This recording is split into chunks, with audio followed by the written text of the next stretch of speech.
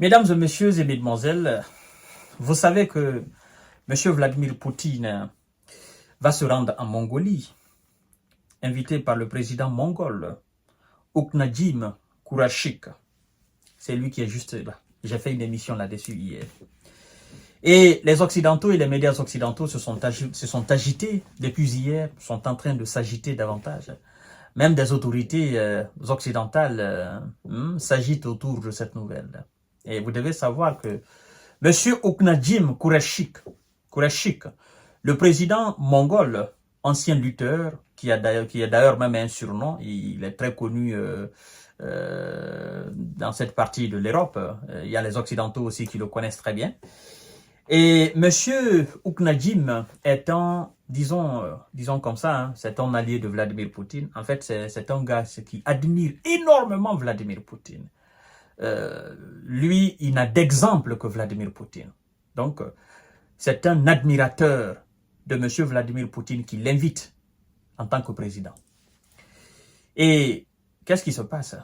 D'abord, ce matin, M. Dmitri Peskov, le porte-parole de la présidence russe, le Kremlin, comme on le dit souvent, il a fait une sortie où il dit clairement qu'ils n'ont pas d'inquiétude par rapport au voyage de M. Vladimir Poutine en Mongolie. Et il dit que, évidemment, tous les aspects de ce voyage ont été soigneusement étudiés et qu'ils n'ont pas d'inquiétude sur une éventuelle arrestation de Vladimir Poutine. Là. Mais je dois quand même vous souligner que on ne peut pas arrêter Vladimir Poutine. Hein? On ne peut pas arrêter Vladimir Poutine. Même si ce n'est pas la Mongolie, on ne peut pas arrêter Vladimir Poutine. Même si Vladimir Poutine décide d'aller en France, qu'il décide d'aller aux États-Unis, d'ailleurs, il faut dire que Vladimir Poutine serait la bienvenue aux États-Unis. Les États-Unis ne reconnaissent pas la Cour pénale internationale. Je crois d'ailleurs aussi que la France ne la reconnaît pas.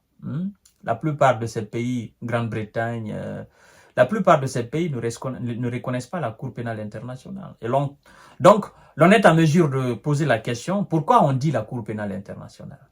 Pourquoi on l'appelle Cour pénale internationale? Hein?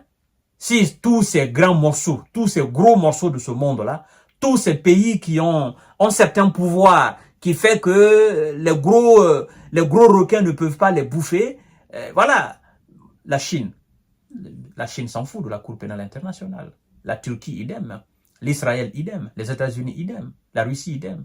La France, idem. La Grande-Bretagne, idem. L'Allemagne, idem. Hein? Bon, tous ces pays-là, le Japon, la Corée du Nord, tous ces pays-là, hein, s'en foutent de la Cour pénale internationale. Pourquoi alors on l'appelle Cour pénale internationale? Moi, j'aurais tout simplement préféré qu'on dise la Cour pénale des faibles. Ça, au moins, ça correspond parfaitement. Parce que si on veut que ça soit une Cour pénale internationale, il faudrait que ça soit tous les pays du monde entier qui soient signataires pour que cette Cour ait de la crédibilité. Tous les pays sans exception, si on veut une justice équitable, une justice juste, une justice impartiale, pour traduire devant, n'est-ce pas, cette Cour pénale qui aura alors cette compétence de juger même des présidents américains, à plus forte raison, les autres présidents du monde entier. Mais tel n'est pas le cas. Alors, M. Volodymyr Zelensky et son État demandent ce matin à la Mongolie d'arrêter Vladimir Poutine et de le traduire devant ce qu'ils appellent la Cour pénale internationale. Moi, je me dis que ça, c'est ce message de Volodymyr Zelensky, ça, c'est du vent. D'accord? La Mongolie ne considère pas cela. Simple déclaration d'un perdant. C'est ce que le président mongol va se dire. Bon, vous êtes des perdants, arrêtez de nous embrouiller les oreilles avec vos histoires de mandat d'arrêt, machin. Si vous voulez qu'on arrête Vladimir Poutine, arrêtez d'abord tous ces chefs d'État américains. Comme ça, on va procéder. Comme l'a dit le porte-parole de l'ambassade russe en France, il a dit, si vous voulez réellement qu'on arrête Vladimir Poutine et les responsables du ministère de la Défense russe et certains officiers de l'armée russe, il dit, bon, commençons d'abord par arrêter tous les chefs d'État occidentaux, tous les chefs d'État américains qui ont fait la guerre en Irak, en Afghanistan, les Français qui ont fait la guerre en Libye, partout dans le monde entier, tous ces complices-là, Il dit, traduisons ces gens-là d'abord devant la Cour pénale internationale. Il dit, après maintenant, on va étudier, on va voir s'il y aura la place pour les Russes ou pas. Mais commençons d'abord par ces gens-là. Et vous n'avez pas commencé par ces gens, vous voulez commencer par Vladimir Poutine. Pour quelle raison? Hein? En vertu de quelle loi? D'ailleurs, la Russie ne connaît pas la compétence de cette cour pénale. Alors, ça, c'est le message de de Volodymyr Zelensky qui demande à ce que Vladimir Poutine soit arrêté. Mais c'est mal connaître le président mongol. Lui, s'en fout. Lui, en fait, l'invitation de Vladimir Poutine en Mongolie, c'est comme si ce gars-là invitait son idole. Vous voyez, son idole. Toi, tu rêves voir ton idole. Un jour, tu te dis, moi, mon rêve, c'est de voir effectivement ce président-là devant moi. Et donc, tu l'invites. Un jour, tu as la chance de l'inviter, tu l'invites. Lui, il accepte ton invitation. Mais qu'est-ce que tu vas donner? Tu deviens fou. Tu vas mettre tout ce qui est, n'est-ce pas, tout ce qui est disposition, tout ce qui est sécurité, tout. C'est-à-dire, tu feras en sorte que même ses poils ne se remuent pas. Tu feras en sorte de créer les conditions de sécurité idéales pour que sa venue chez toi se passe dans les conditions les meilleures. Et c'est ce que M. Unakjim Kurashik a fait en Mongolie.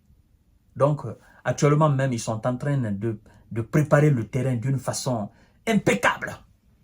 Hein? Et je crois même qu'il y a des services secrets russes qui sont arrivés en Mongolie. Et je crois aussi qu'il y a une partie de garde de Vladimir Poutine qui sont arrivés en Mongolie. Je sais aussi que il y a certains éléments aussi du FSB qui sont arrivés déjà là. Voilà, parce qu'on ne va pas seulement laisser à la Mongolie. Et je sais aussi qu'il y a certainement il y a des agents n'est-ce pas, des unités de l'aérospatiale russe qui sont en train aussi d'étudier effectivement dans l'espace aérien mongol, qu'est-ce qui se passe là-bas, est-ce que les Otaniens sont en train de préparer quelque chose là-bas, est-ce qu'ils sont en train de manigancer quelque chose dans l'homme. Tout est actuellement, la Mongolie, c'est-à-dire ce voyage de Vladimir Poutine en Mongolie, tous les projectiles actuellement sont projetés là, c'est-à-dire les écrans, tout est surveillé actuellement en Mongolie. Vladimir Poutine, c'est le président le plus influent de notre monde là, maintenant.